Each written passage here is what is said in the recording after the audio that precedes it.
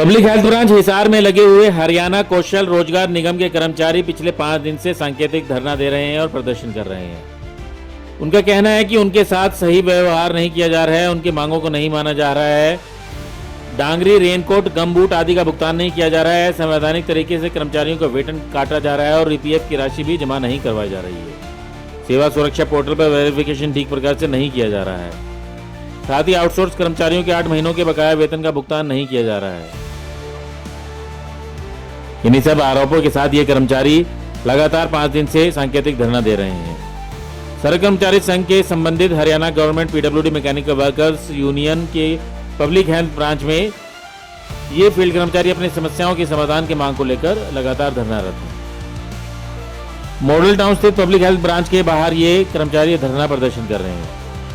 प्रदर्शन कर रहे कर्मचारियों का कहना है कि जब तक उनकी मांगें नहीं मानी जाएंगी वो अपना प्रदर्शन करते रहेंगे और हो सका तो आंदोलन को बड़ा रूप भी दिया जाएगा।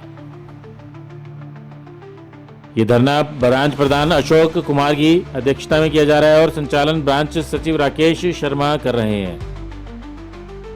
ब्रांच प्रधान अशोक कुमार व सचिव राकेश शर्मा ने बताया कि संगठन में लगातार फील्ड कर्मचारियों की समस्याओं की समाधान की मांग को लेकर आवाज उठा रहा है, लेकिन कार्यकारी अभियंता कर्मचारियों की समस्याओं के समाधान के प्रति गंभीर नहीं है और नकारात्मक रवैया अपनाए हुए हैं।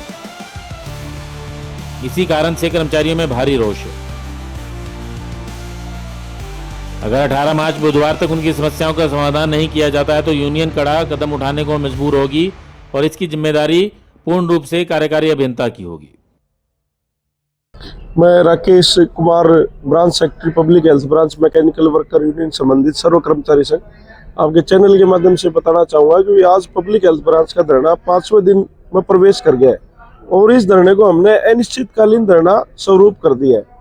और जो कर्मचारियों की समस्याएं हैं, हमने मांग पत्र मतलब ये 1 साल पहले भी हमने लगातार यहाँ पे एक्शन साहब है, एक्शन नंबर 3 बलकार रेड्डू, उनके संज्ञान में हमने मांग पत्र डाल दिया था, लगा दिया था, लेकिन अभी तक एक भी मांग पर हमारा काम नहीं हुआ है। जिसके अंदर मुख्य मांगे है, एक कर्मचारी है और उसका ईपीएफ जो है उसकी राशि की भुगतान अभी तक उसके खाते में नहीं हो पाई है। एक जो अपने 49 कर्मचारी है डिवीजन नंबर 3 में, उनका असंवैधानिक बेबुनियादी तरीके से वेतन काटा गया है, जबकि 12 तारीख की हड़ताल के दौरान किसी भी यहाँ पब्लिक हेल्थ में किसी भी डिवीजन के अंदर वेतन नहीं काटा गया। अगर कोई सरकार का आदेश है तो हम कर्मचारी सैलरी कटवाने के लिए तैयार है, वेतन कटवाने के लिए तैयार है, लेकिन बगैर किसी सरकारी आदेश को मानते हुए, मतलब कि सरकार की आदेशों की अवहेलना करते हुए इन्होंने नाजायज तरीके से वेतन काटने का काम किया है।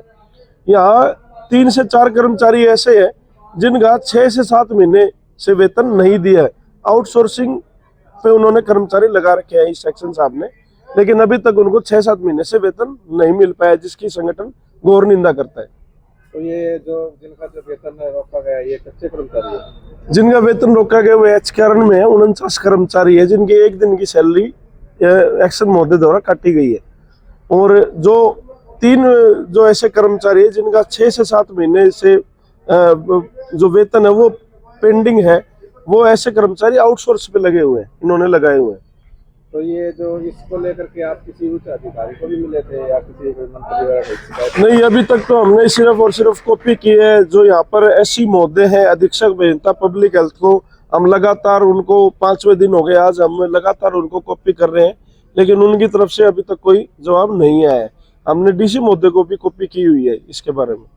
तो अब अगला कदम क्या रहेगा अगर आपकी ये मांग पूरी नहीं? अगला कदम हमारी ब्रांच की मीटिंग में हम तय करेंगे और निश्चित तौर पर कोई ना कोई हम कड़ा निर्णय लेने पर मजबूर हो गए, क्योंकि 5वां दिन आज है, लेकिन अधिकारी लगातार 5 दिन से यहाँ दफ्तर से नदारद है, दफ्तर में नहीं आए वो अभी तक। तो फिर अब जो आप लगातार 5 दिन से धरने को बैठे हो, अगर आपकी मांग नहीं पूरी तो धरना ऐसे चलता रहेगा?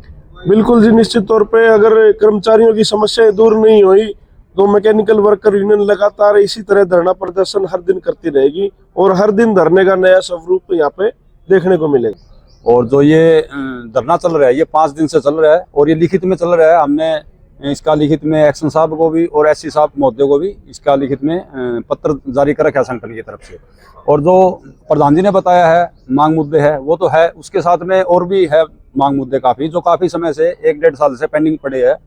मतलब उसमें हमारा जो संगठन है वो सरकार से प्रदर्शन धरना रैली के माध्यम से कुछ मांग पत्र देता है, उसके अंदर से कुछ समस्याएं हमारी सरकार मान लेती है, भाई ये सुविधाएं कर्मचारी को मिलनी चाहिए।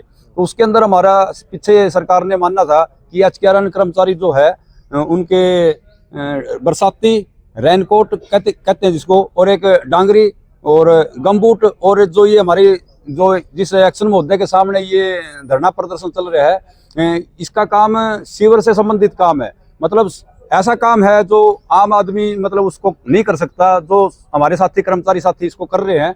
उसके अंदर सेफ्टी किट का मामला है।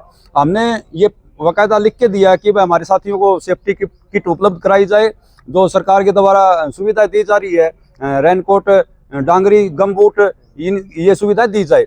पीछे जब बातचीत हुई एक्शन साहब से, जब हमने लिखित में ये कार्रवाई की, तो उन्होंने कहा कि हम इनका टोकन लगा देंगे, इनके बिल पास कर देंगे। ये तमाम मतलब 1 साल से लगातार संगठन को गुमराह करने का काम किया, कर्मचारियों का हकों को दबाने का काम किया।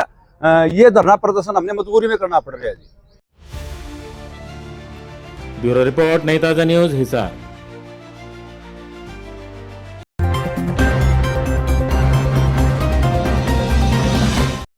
लेटेस्ट वीडियोस के लिए सब्सक्राइब करें हमारा चैनल नई ताजा न्यूज और दबाएं बेल आइकॉन ताकि आप मिस ना करें कोई भी अपडेट।